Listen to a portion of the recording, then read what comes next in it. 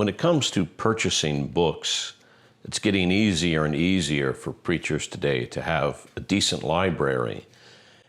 And in fact, compared to our ancestors, books are a fraction of the price that they used to be.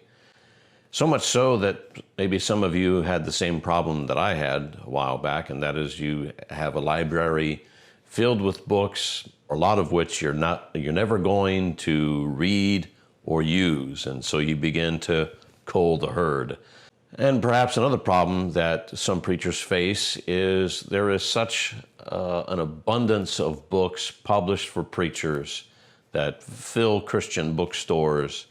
You don't know where to start when it comes to choosing which books to purchase, which commentaries are best, which Bible reference books are worth having, which collections of sermons are essential to a preacher's library. All of these questions can leave a new preacher or an old preacher scratching his head and wondering, well, where do I begin to choose what books to buy? Now, maybe your approach to purchasing books is you just buy whatever you want. And if that makes you happy and you've got the funds for that, then you be you. But maybe you would like to have a little more discernment in what books to avoid because they're just not worth it, and what books to purchase because they'll actually be used and be a help to you. I've got a couple of suggestions for you. This is how I go about choosing my books. I used to be the kind of guy that would just keep whatever book was given me and purchase whatever book appealed to me.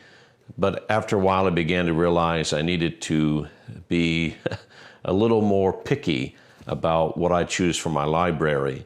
And so the first resource I suggest to you is this book put out by Banner of Truth called You Must Read. And in it, there are, I believe, 32 chapters written by various preachers, theologians, and Christian writers. And these are all solid folks that I can recommend to you and recommend their recommendations to you. You can trust their recommendations for books as books that are worth buying and reading. For instance, Albert Mohler suggests reading The Forgotten Spurgeon by Ian Murray.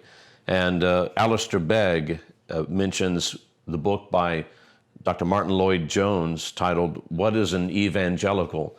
And there's 32 recommendations in this book. Some of them are not just one book, but sets of books that can kind of be a shopping list for you if you're wondering where to start buying books. And honestly, every title in here is a title that I would recommend, and I look forward to reading all of them that were suggested in that little book, You Must Read by Banner of Truth. The next resource that I recommend is this book by John MacArthur and the Master's Seminary faculty titled Preaching. Now, they have a three-part or a three-volume set for ministry. I think it's called the Pastor's Library, and one of them is about preaching, one of them is about counseling, and I forget what the other one is about.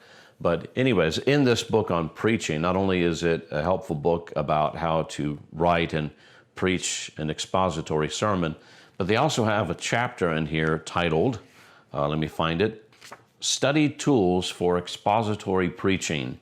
And in this chapter, we are given 600 titles to use as a starter for an expositor's library.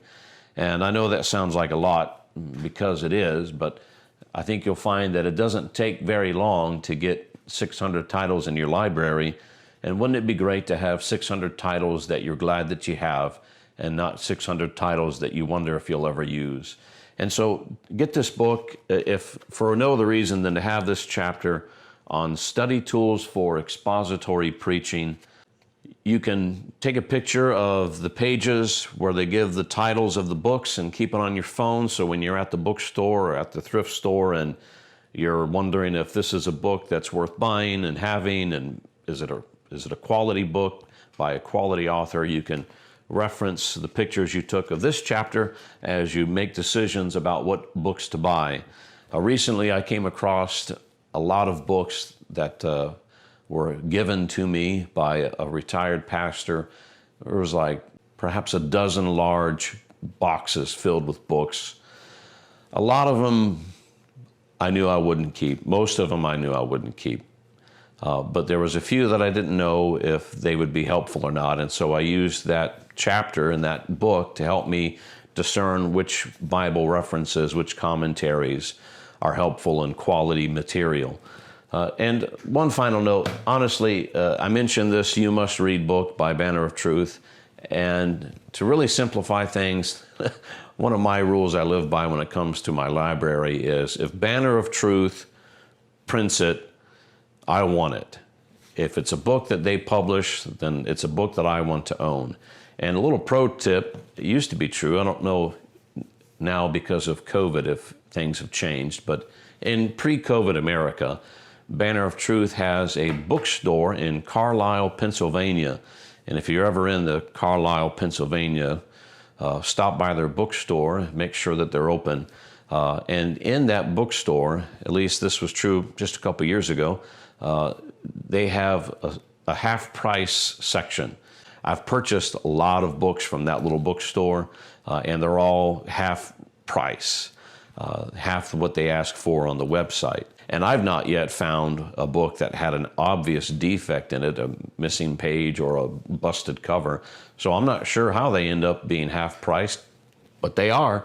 And so if you're ever in Carlisle, Pennsylvania, go to the Banner of Truth bookstore there and call ahead, make sure they're open, and peruse their shelves. You'll be glad you did. My family, well, we haven't been in a couple years because of the pandemic, but on our way to a family reunion in Pennsylvania, I would stop by and my family would tag along, and I would go into the Banner of Truth bookstore and just spend some money I had saved up for that very reason. So those are my recommendations for how to build your library as a preacher. I like to use some discernment in which titles I procure instead of just filling up my library with books that I will never use, books that are low quality as far as their content, or perhaps written by some authors that may be a little theologically sketchy. So if you'd like some guidance, that's how I found guidance in this matter. Be blessed, brethren. Hope you have a great Sunday, this Lord's Day. Bye-bye.